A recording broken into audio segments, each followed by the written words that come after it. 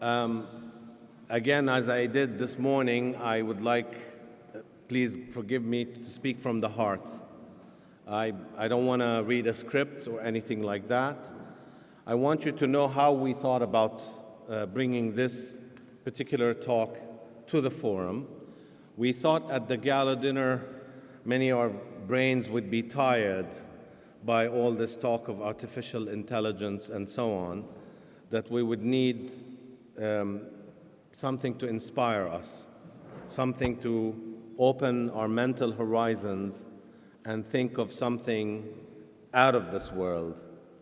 And I had met Michael in Ottawa. Sadly, on the last week he was leaving the city, so I felt very unfortunate. I told Ed, I wish you had introduced me to this person. He's been in Ottawa all these years, and I never met him.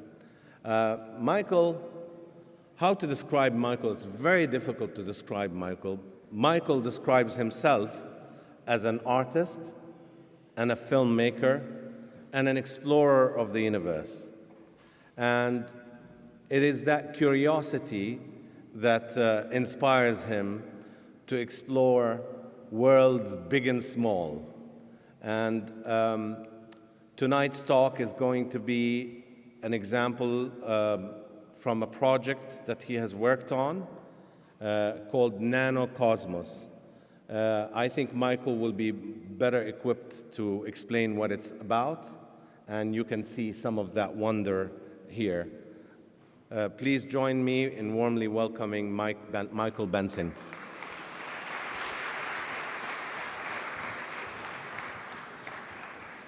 Thank you very much. Thank you, Ahab. I just want to tell a story about Ahab and my meeting Ahab. Just when Ed Salazar, who's at that table over there, introduced me to Ahab a couple of years ago, and I was indeed within 10 days of leaving Ottawa after 6 years there. I made the mistake of thinking that his name might conceivably be related to Ahab, the monomaniacal captain of the whaling vessel Pequod in Herman Melville's 1851 novel Moby Dick. But as soon as I met Ahab, I realized that he bore no resemblance whatsoever to Melville's vindictive and revenge-crazed captain. Quite the opposite.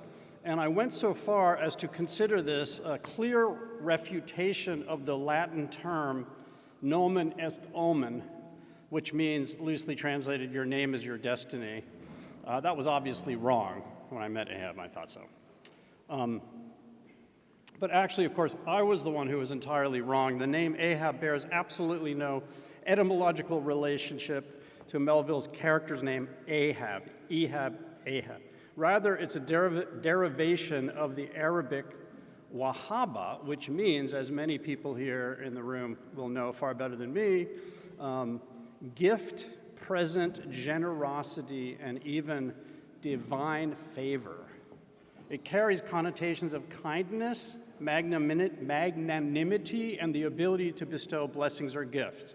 So in short, nomen est omen, name is destiny, at least in Ahab's case, because we're all gathered here tonight because of his work and his unique ability to act according to his name, to bestow gifts, and in this case, this conference that we were enjoying today.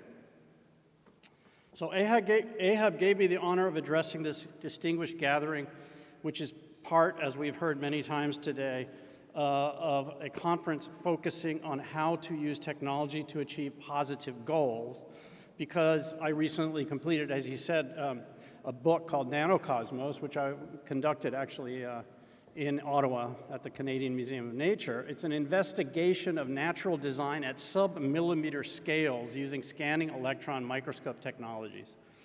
So what you see on the cover, as well as in those two prints, actually this is the same sample or subject, are examples of radiolarians, which are single-celled marine organisms that for millions of years have been producing intricate silica shells to protect and regulate the buoyancy of the organism, tiny organism inside. The Scanning Electron Microscope is an extremely powerful piece of lab equipment which uses very high wavelength electrons and not comparatively long wavelength photons to magnify its subjects. It tends to cost about $1 million, slightly under, and for much of the last decade I had this privilege of being able to use the SEM at the Canadian Museum of Nature. They allowed me into their fancy device. And here I want to say that although I've been deploying scientific research tools and equipment for various kinds for years, I use it as an artist, not as a scientist. I approach my subjects with aesthetic goals and objectives in mind, not scientific ones. By the way, this particular enigmatic example of a radiolarian, which you can also see in the print, was netted in the equatorial Pacific. I think that's a particularly enigmatic and lyrical creature, that one. So although aesthetics are always foremost in my mind, I am in fact using the photographic, and in the case of Nanocosmos, micrographic image as a way of exploring phenomenal reality. In other words, I use the medium as an exploratory device. And I'm very interested in how such images can even play what amounts to an almost oracular role. And I don't mean in the literary sense of making grand pronouncements, but rather as a way that a fundamentally mysterious natural world can in effect be transmitted to us in using the image, the graphic image and photographic image and micrographic image. And here I just want to underline how fundamentally astonishing it is. I've been looking at these creatures for years, and it remains fundamentally astonishing to me that a single cell can produce this level of complexity. We tend to think multicellular life produces, organisms like us are the fancy, complex ones. But look at this. So the first great promulgator of the wonders of radiolarians was this gentleman, German marine biologist Ernst Haeckel.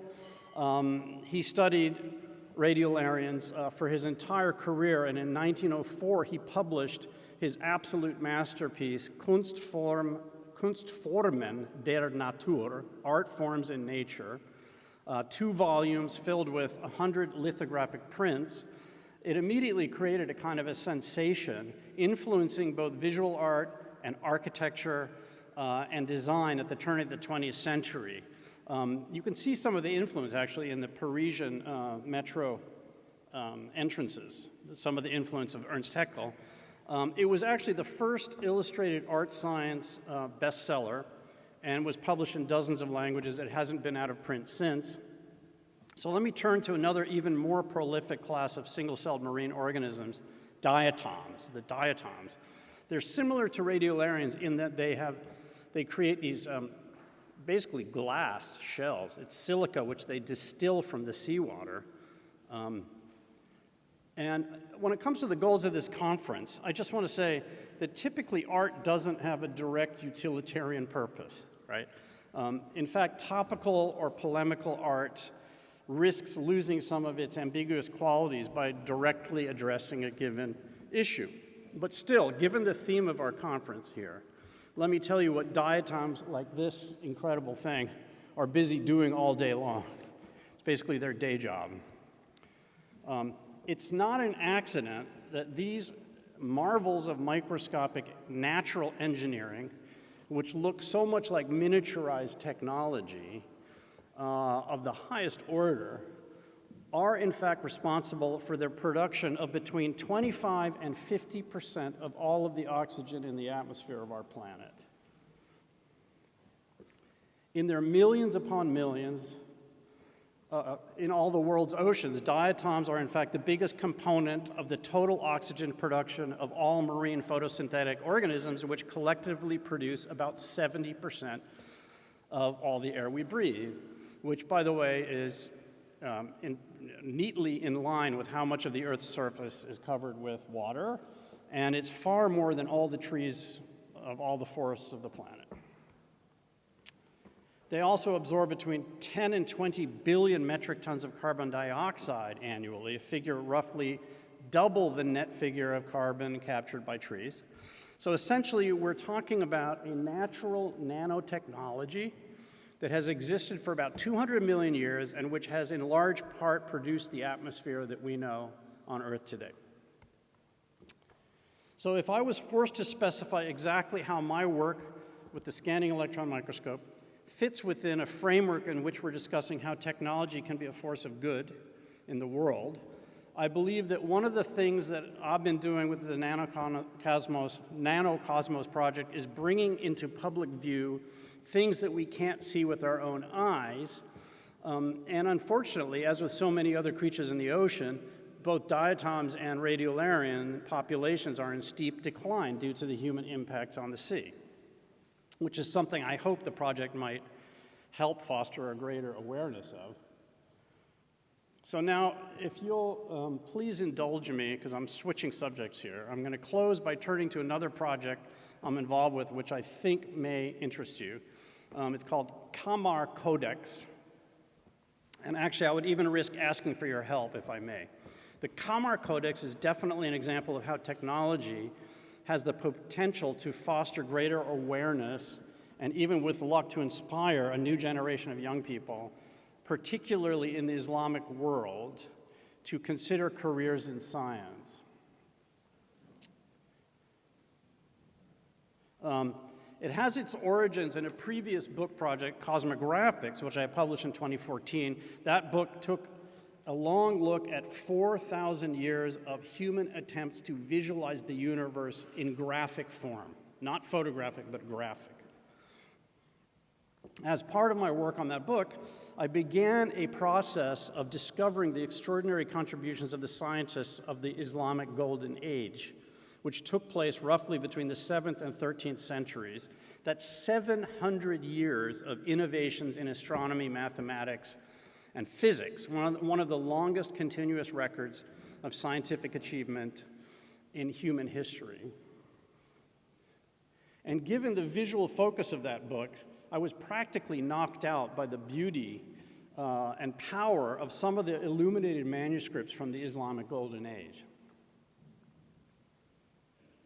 These are just some of the important figures from that Golden Age on the new project website. And it's not widely known, certainly not in the Western world, that Copernicus, when he published his epic work on the revolutions of the celestial spheres in 1543, which posited that the sun and not the earth was at the center of the celestial order, cited 3 astronomers from the Islamic Golden Age to buttress his arguments.